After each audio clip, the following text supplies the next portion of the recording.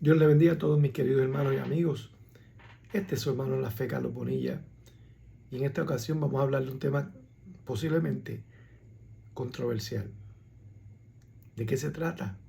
Del diezmo, que responsablemente expondremos.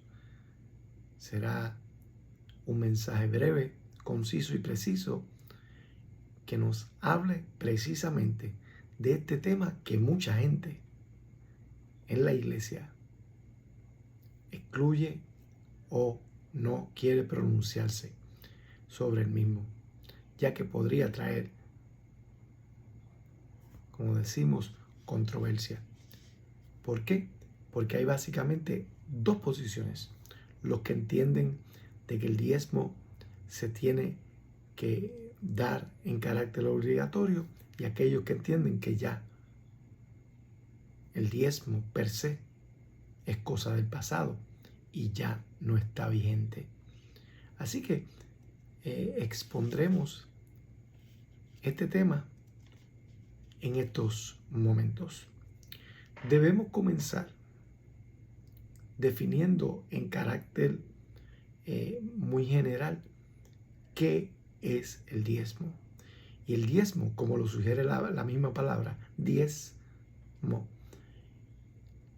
se refiere a una décima parte o un 10% del producto agrícola que se recogía una vez al año.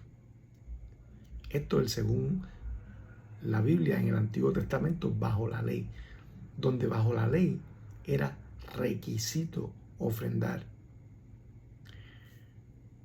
Y como mencionamos, se diezmaba una vez al año de lo que se recogía de la cosecha.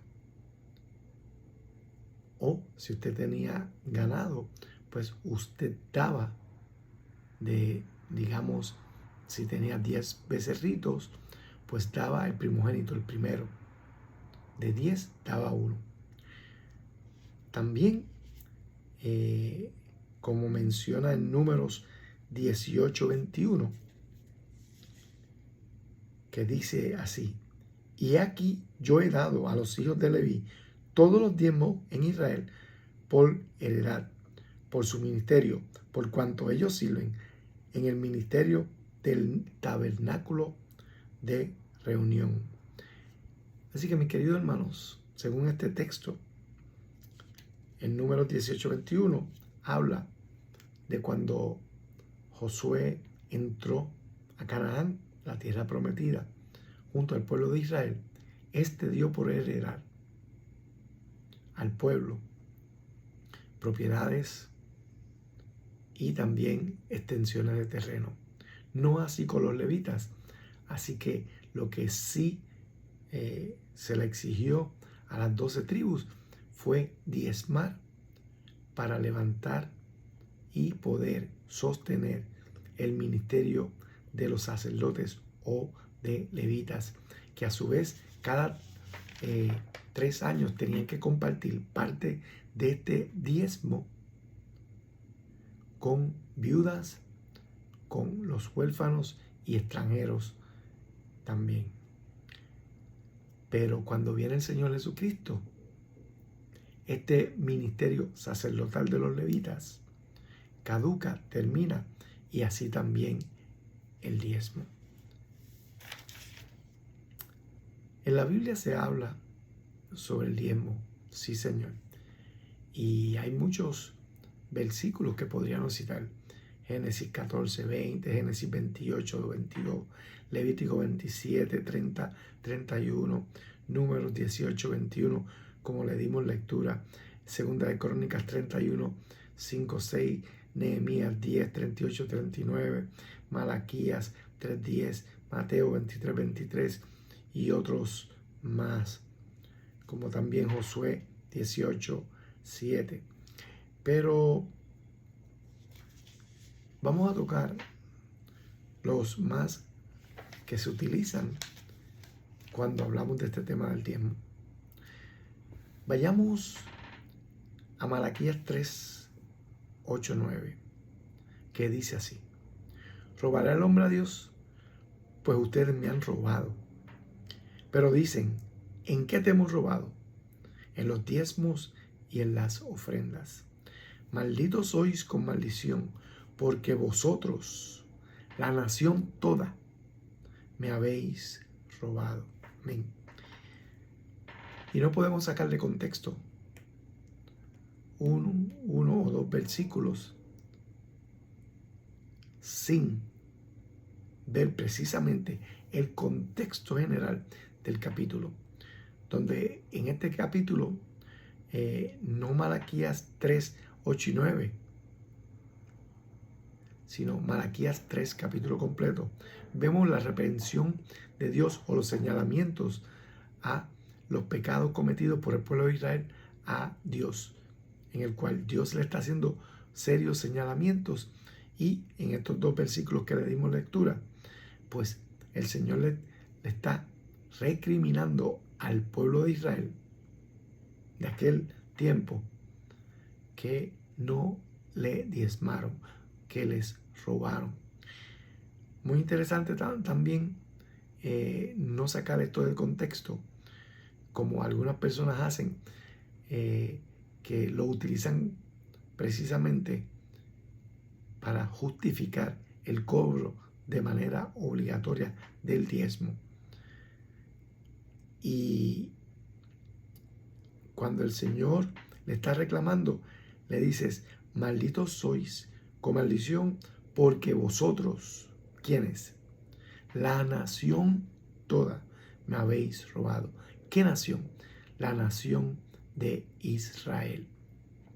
Dos cosas que tengo que aclarar.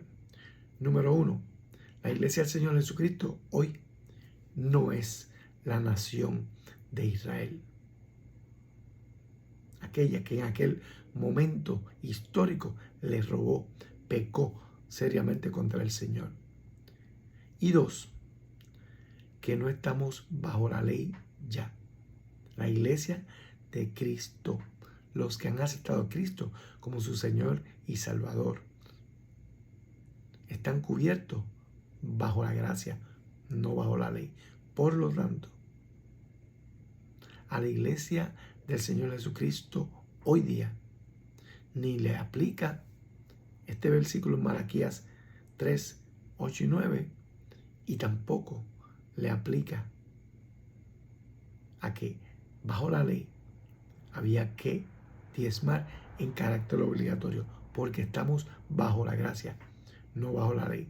Recordemos otra cosa, que nadie puede exigirle en carácter obligatorio a usted ni a mí el cobro del diezmo, porque el Señor no necesita de nuestra aportación económica, sino que la aportación o las ofrendas que podamos dar son necesarias para seguir la obra del Señor y pagar gastos operacionales de las iglesias. Energía eléctrica, agua, copias, panfletos, cuando se sale a predicar, a llevar el evangelio a los demás, cuando hay que dar compra a los necesitados, o tal vez una aportación económica a alguien que lo necesite, porque ya se quedó sin empleo. Ahí es que entra la iglesia a servir, a dar el ejemplo que el Señor Jesucristo nos dio. Y esto se hace con la ofrenda. Así que es necesaria. Pero nadie le puede pedir en carácter obligatorio, ni a usted ni a mí, que demos la 10ª parte de nuestro salario. Porque recordemos que inclusive bajo la ley nunca se habló de que era en términos económicos, sino del producto de la cosecha. Como vimos en la lectura anterior, números 18, 21, cuando las 12 tribus ofrendaban o diezmaban, era única y exclusivamente para sostener el ministerio de los levitas. Y como dijimos, cuando viene el Señor Jesucristo, caduca. termina. Y así también el diezmo.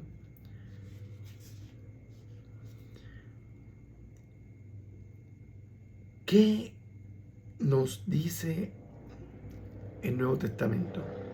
Recordemos que en el Nuevo Testamento no está ya vigente la ley, sino la gracia.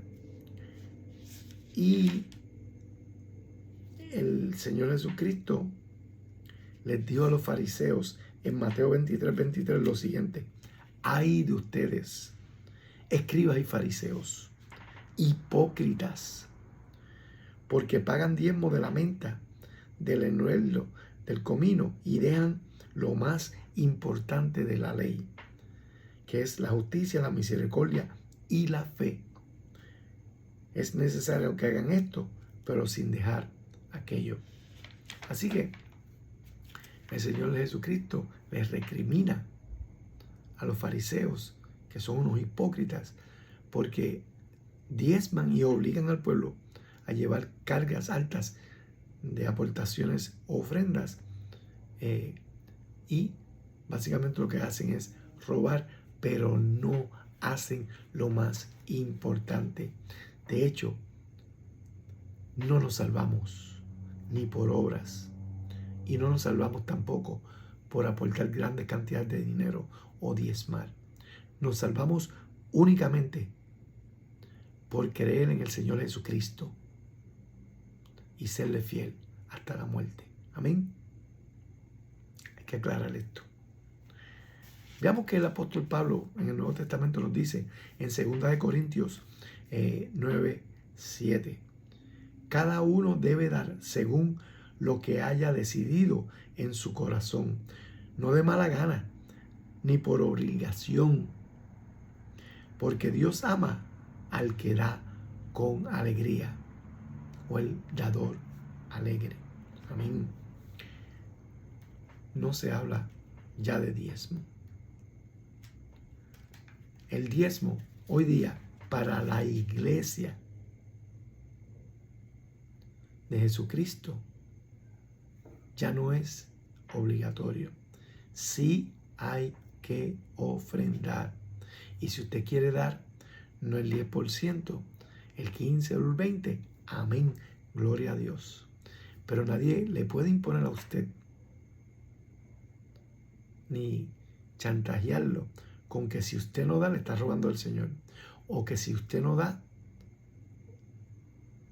puede perder la salvación, porque eso es una vil mentira, porque hay personas que se lucran de la fe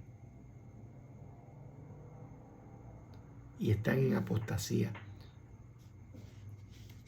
Así que mis queridos hermanos, mis queridos amigos, el diezmo es dar una 10ª parte de los bienes gananciales de la persona. Recordemos que estaba sujeto en carácter obligatorio en el Antiguo Testamento bajo la ley. Era obligatorio. Pero estamos bajo la gracia hoy día, no bajo la ley. Bajo la ley pueden estar hoy día las personas que no han aceptado a Cristo como su Señor y Salvador, los que no han nacido de nuevo y los que no obedecen a Dios. Esos pueden estar sujetos bajo la ley y no bajo la gracia, porque para estar cubiertos bajo la gracia hay que creer en el Señor Jesucristo y haberlo aceptado como nuestro único y exclusivo Salvador y Señor, y serle obediente en todo, porque como él dijo también el Señor Jesucristo, el que no es conmigo contra mí es. Amén. Así que espero que con este muy breve mensaje o discusión sobre el diezmo hayamos podido aclarar de manera general el tema del diezmo, que no está ya vigente en carácter obligatorio. Usted puede diezmar, amén, gloria a Dios. No hay ningún problema, pero nadie le puede obligar, porque inclusive el Señor no obliga a nadie a creer en Él, ni a que sea salvo. Usted toma la decisión de creer en el Señor Jesucristo o no. Usted decide si se salva. Usted decide si se va para el cielo o para el infierno al momento de la muerte. Por lo tanto, queda más que claro que en el caso del diezmo no es de carácter ya obligatorio. Y nunca, tenemos que aclarar también, se habló inclusive en el Antiguo Testamento de que era dinero.